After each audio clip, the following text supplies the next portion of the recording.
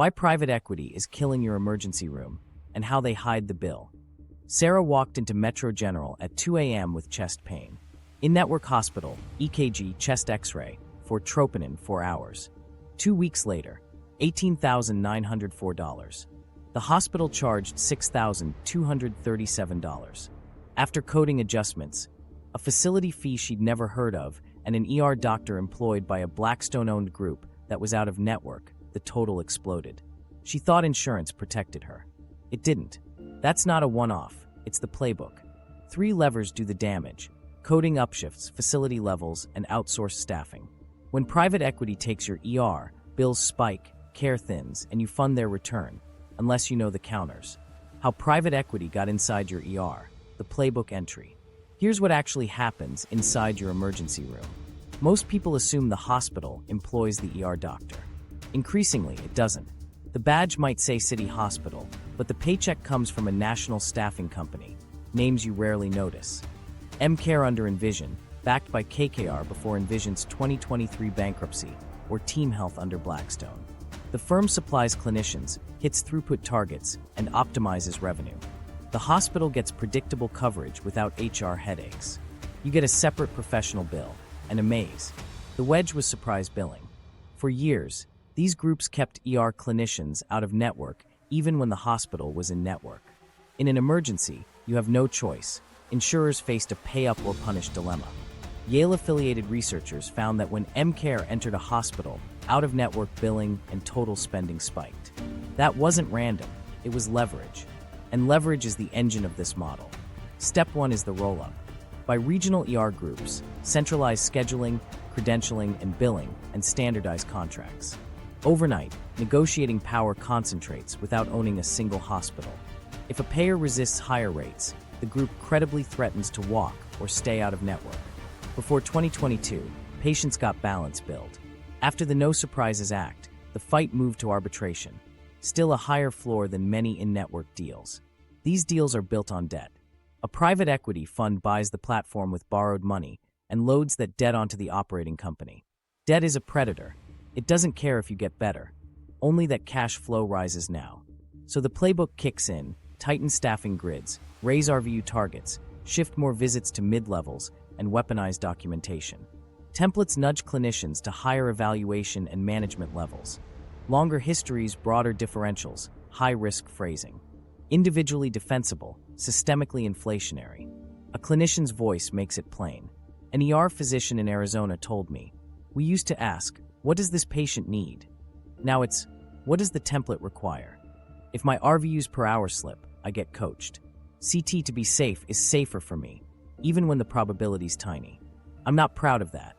I'm tired. That fatigue shows up on your bill and in your care. Regulatory arbitrage keeps the margin alive. Before 2022, out-of-network shock bills were the weapon. After the No Surprises Act, providers and insurers battle in the independent dispute resolution arena. Early analyses show awards often clear above median in-network rates, and the administrative churn raises system costs that land in your premiums. Meanwhile, the facility fee, charged by the hospital for the room, monitors, nursing, and overhead, sits outside those NSA guardrails. Level that up with the right boxes checked: continuous monitoring for meds, nursing intensity, and a short stay becomes a high-resource encounter on paper. Make it concrete. A hospital signs with a national group. The MSO installs documentation prompts. Persistent pain? Multiple systems reviewed. High-risk differential? Check, check, check. Hello, level 5E/M. The facility assigns an ER level based on resources used. A monitored bed, a couple of 4 meds, repeat vitals, and you're bumped. Imaging protocols lean towards CT to rule out because it's billable and defensible. 1 visit, 2 owners, 3 bills, 4 figures. Patients think the hospital is directing this. Often, it's the management company setting revenue targets, the billing vendor tuning edits, and distant owners enforcing a 3 to 7 year return timeline. Rural and safety net hospitals, squeezed by labor and payer mix, accept promises of revenue lift. That lift comes from somewhere. You, your employer's plan, and next year's premiums. Local dominance amplifies it. When a staffing firm covers most ERs in a metro, insurers can't steer to alternatives. If negotiations stall, the The group goes out of network and leans on emergency must-pay dynamics or post-NSA, the arbitration floor. Either way, the price floor rises. You don't see contract brinkmanship. You see higher payroll deductions and deductibles. Debt pressure also shapes the shift. Fewer attending physicians per shift, more nurse practitioners or physician assistants running protocols, and dashboards tracking door-to-doc and disposition times. Length of stay becomes a hammer. Treat the symptom, discharge early, and avoid admissions that invite denials. Bounce-backs rise. Clinicians burn out. Good people leave. Locums fill gaps at higher cost. Continuity vanishes.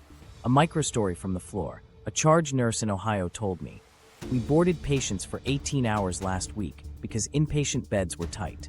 Hallway care isn't care. A kid with belly pain went home at midnight to clear a metric, came back septic at 6 a.m. We saved him." That doesn't show on a quarterly slide. The spreadsheet did fine.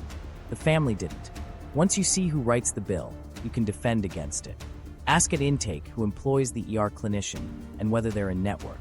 Document legal names. Photograph consent screens. If someone asks for post-stabilization out-of-network consent, decline and request in-network care or have unavailability noted.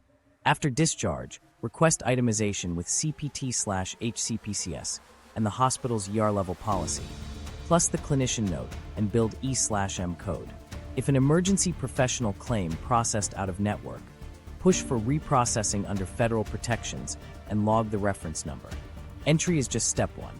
The money machine runs on leverage, loopholes, and speed. Next, we'll flip on the work lights and walk the 7 profit levers line by line so you can spot, document, and knock each one down. The 7 profit levers that inflate your bill. Let me show you the 7 switches they flip to turn a routine visit into a revenue event. You won't see these on a wall, but you will see them on your explanation of benefits, and you'll feel them in next year's premiums. Lever 1, the out-of-network ambush. Most people think, the hospital is in network, so I'm safe. Not necessarily. The ER physician group can be out of network inside that in-network hospital. Before the No Surprises Act, that meant balance bills. After 2022, the fight moved into arbitration, where awards often land above typical in-network rates. Either way, out-of-network status becomes leverage. A Phoenix dad DM'd me. In-network hospital, out-of-network ER doc, $1,940, professional claim fixed only after he cited emergency protections and got a reprocess reference number. The bill didn't vanish, the premium pressure moved upstream. Here's your counter. At intake, anchor consent. I consent to emergency care. I don't consent to non-emergency out-of-network services. Log the clinician group's legal name. If your EOB shows an emergency professional claim processed out of network, call and request reprocessing under federal protections. Get the reference number. Lever 2, facility fees unbundled. The hospital charges a separate facility fee for the room, monitors, supplies, and nursing, tiered by emergency department level. Those levels creep when boxes are checked. Continuous monitoring for meds, nursing intensity. A 45-minute visit in a basic bed becomes a high-resource encounter on paper. A teacher in Denver sent me her EOB. Level 5 facility for nausea and fluids, professional level 3. We requested the hospital's leveling policy, showed criteria weren't met, and they downcoded to level 3. Her out-of-pocket dropped 62%. The care didn't change. The paperwork did. Your move, request itemization plus the ER level policy. Compare documented resources, monitoring hours for meds, nursing intensity, to the assigned level. Ask for a level review if the boxes don't match the chart. Lever 3, coding upshifts. Documentation templates nudge clinicians to higher evaluation and management levels. Expand the review of systems. Broaden the differential. Use high-risk phrasing. Individually defensible, systemically inflationary. An ERPA told me, if I don't document extensive, the edit flags me. So I document it.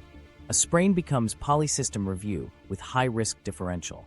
That flip adds $100 to $250 to the professional claim and resets benchmarks for arbitration. Your counter, request the visit note and build E/M code from the physician group. If the documentation doesn't support the level, ask your insurer for a clinical review anchored to medical necessity and resource use. Lever 4, ancillary add-ons. Imaging labs, pharmacy, and the quiet killer, observation. Protocols drift towards serial troponins, D-dimers, and CT to rule out. Each line is billable. Cross a time threshold and you're placed in observation, technically outpatient, with different cost sharing. A migraine that could have been treated, observed briefly, and discharged becomes an overnight OBS stay with repeat labs and monitoring. Your guardrail. In the room, ask, what are we ruling out, and how would a normal result change the plan? Confirm status. Am I inpatient or observation? Pin criteria and recheck time. Prompt discharge when goals are met. Lever 5, the outsourcing margin. The management services organization takes a slice, percentage of collections, performance bonuses, tech, scheduling, and coding fees. To make the margin, staffing grids tighten, RVU targets rise, and mid-levels carry more volume under protocols. Fewer attending physicians per shift means longer waits and shorter visits. Throughput rises, time for thinking shrinks. Your lever. Aim complaints at the right layer, MSO leadership for coding patterns, hospital compliance for facility levels, and state boards if branding confuses who's billing. Name owners in writing, opacity is their shield. Lever 6, deny, delay, and rebill. Claims are engineered to withstand denials with front-end scrubbing and precise modifiers. When payers still deny, the group rebills with alternatives that preserve higher payment than the original lower level. Arbitration is used surgically, cherry-pick winnable cases, bundle similar claims, file where outcomes trend higher, and slow-walk disputes to force interim payments. Every friction point is monetized. Your defense, keep deadlines tight. Respond within appeal windows, attach exhibits, and escalate to your regulator or the federal portal when protections apply. Set your clock.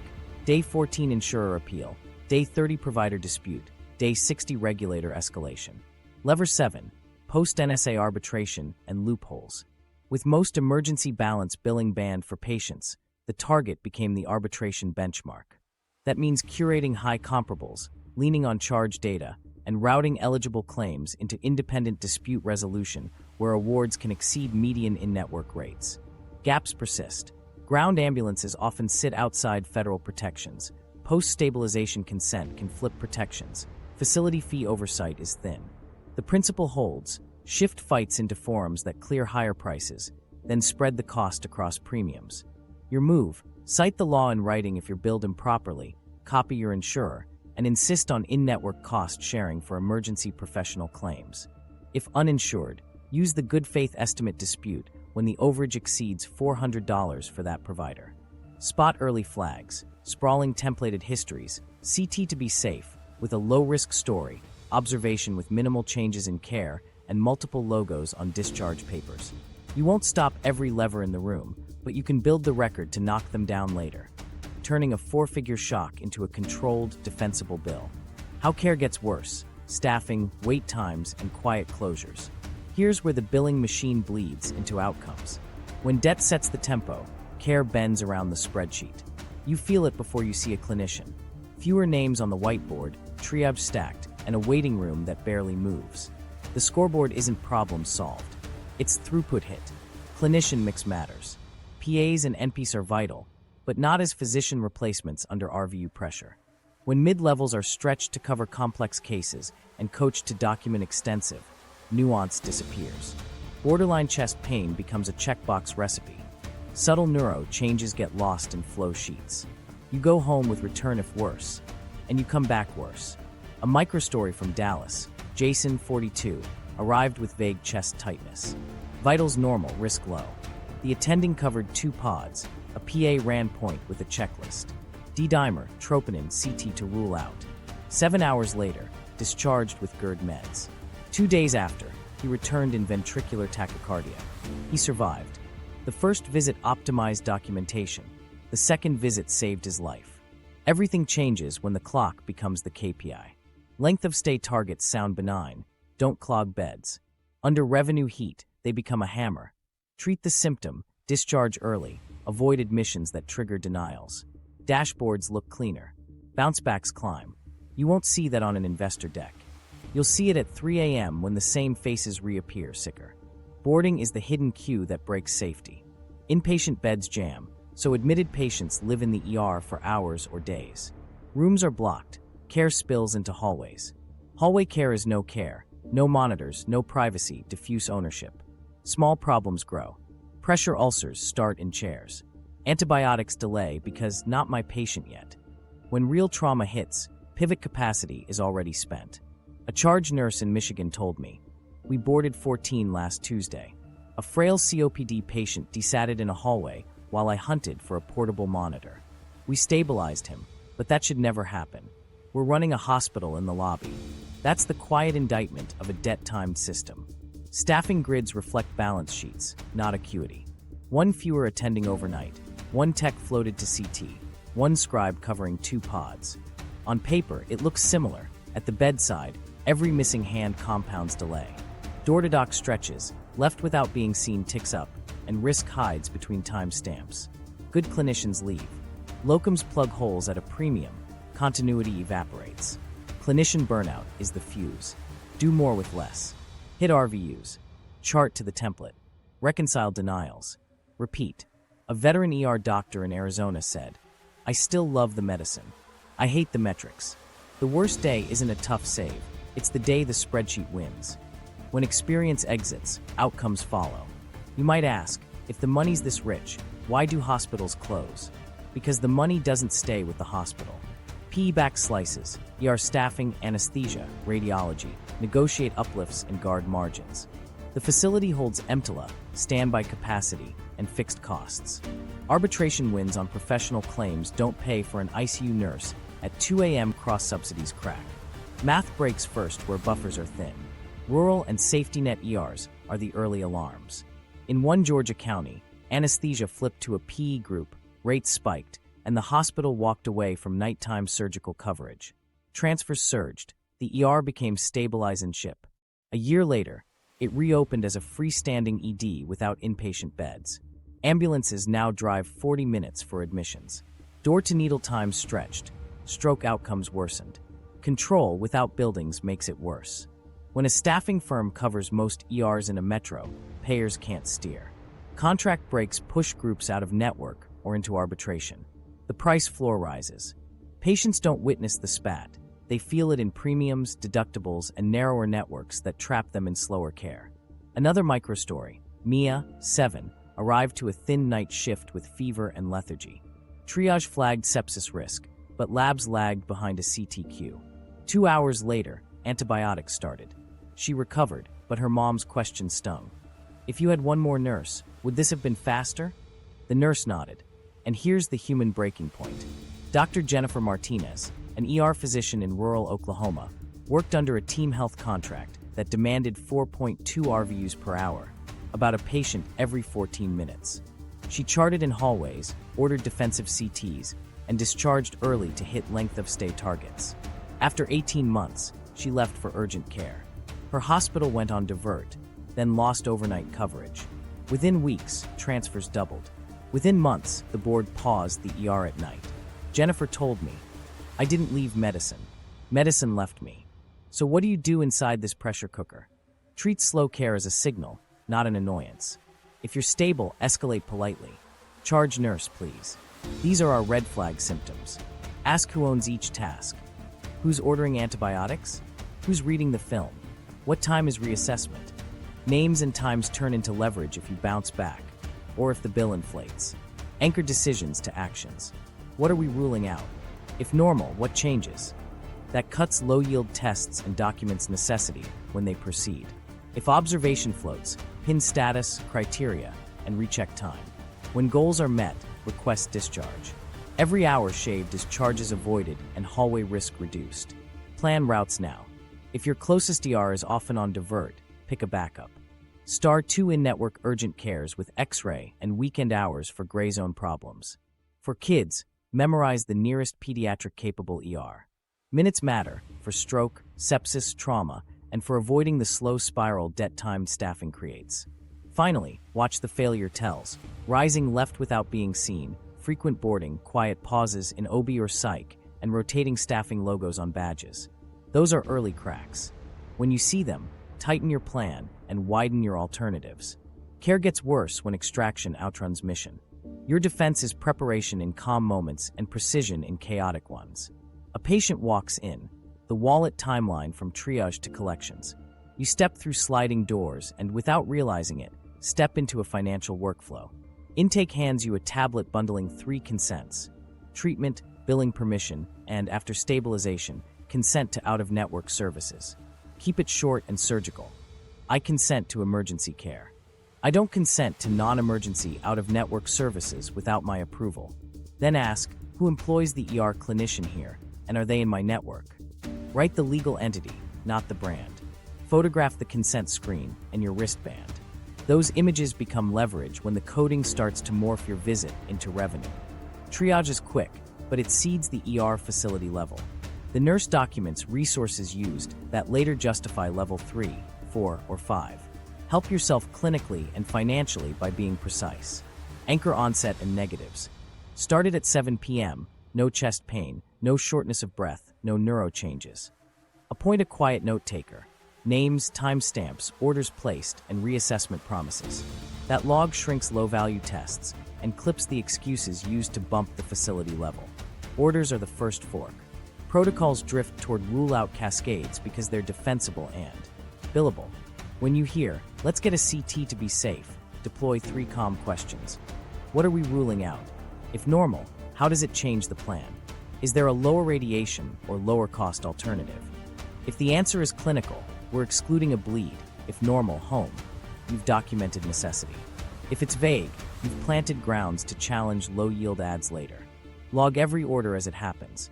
Labs, imaging for meds, monitoring, and start/stop times. Observation is the quiet pivot. Cross time thresholds and you're placed in OBS. Outpatient rules with different cost sharing. Ask directly, am I inpatient or observation? If observation, pin criteria and the clock. What metric are we watching? When is the recheck? And who decides discharge? Confirm milestones. If repeat labs at 10 p.m. are normal, can we discharge then? Every unnecessary hour adds monitoring charges, pharmacy lines, and nudges the ER level upward. Before you leave, lay foundations for the paperwork fight you hope you won't need. Ask for a visit summary listing tests, meds, times, and your discharge diagnosis. Ask which entities will bill you. Hospital legal name, ER physician group legal name, radiology group, lab vendor. Request an itemized bill and the ER level justification be sent when available. That request gets logged. Photograph discharge documents and any signage with billing contacts. If they ask for payment at the desk, say, happy to leave a deposit pending insurer adjudication. Please label it deposit, not paid in full. 1 to 2 weeks later, your explanation of benefits lands. Ignore that this is not a bill font. Scan 5 items. The ER facility level, the clinician's E/M level, any out-of-network flags, how cost sharing was applied, and denials. If an emergency professional claim hit out of network, call your insurer immediately. This was emergency care. Federal protections require in-network cost sharing. Please reprocess. Get a reference number. Write it across the EOB. Now request records. From the hospital, itemized charges with CPT/HCPCS and revenue codes, plus the written policy supporting the assigned ER level. From the physician group, the visit note and the billed E/M code. From radiology, the report and CPT. Compare reality to paperwork. If the chart shows brief monitoring, oral meds, and low complexity, but the facility says level 5, ask for a level review referencing their criteria verbatim. If the E/M looks padded relative to the note, request a clinical review anchored to medical necessity and resource use. Bills arrive next, staggered to fragment your attention. Respond in writing within 30 days. To the hospital, please provide an itemized bill with CPT/HCPCS, revenue codes, and ER level justification per policy. To the physician group, please provide the note and documentation supporting E/M level X. If you see any balance beyond in-network cost sharing for an emergency professional service, send a short No Surprises Act letter and copy your insurer. Emergency professional services require in-network cost sharing. Balance billing is prohibited. Please adjust. Save PDFs and screenshots. Date stamp everything. If an appeal is denied, climb the ladder. Internal appeal first, 2 tight paragraphs plus exhibits. EOB, itemization, leveling policy, visit note, and your reference numbers. If protections apply and the provider persists, file through the federal complaint portal. If protections don't apply, escalate to your state regulator or consumer assistance program. Set your cadence. Day 14 insurer appeal, Day 30 provider dispute, Day 60 regulator escalation. Deadlines move money. Negotiate with anchors, not pleading. Ask nonprofits about financial assistance, even if insured. 4 settlements pegged to Medicare multiples. I can pay 140% of Medicare for facility, 125% for professional as a prompt pay. If you need a plan, request 0 interest and paid in full upon completion in writing. If a collector surfaces, slow it down. Within 30 days, send a dispute and validation request, itemization, EOBs, and original creditor. Notify the provider the account is under active appeal and request recall. Monitor credit monthly and dispute premature reporting. A quick micro-win proves the path. Kim's 45-minute dehydration visit posted as ER Level 5 with observation status and a Level 4 E/M. We pulled the leveling policy, showed no continuous monitoring, brief nursing intensity, oral meds only, downcoded to Level 3. The observation ad fell for lack of criteria. The E/M dropped after a clinical review. Final out-of-pocket cut by 58%. Same care. Cleaner record. Better math. From doors to collections, inertia extracts by default. Your counter is a calm script. Narrow consent at intake, timestamp orders, PIN status and discharge criteria, capture billing entities, audit codes against documentation, appeal on a clock, and negotiate with benchmarks. Do that, and you stop funding management fees and debt service with your silence. Your dollars pay for care, not the spreadsheet behind it. Meet the middlemen, PE firms, management companies, and shell entities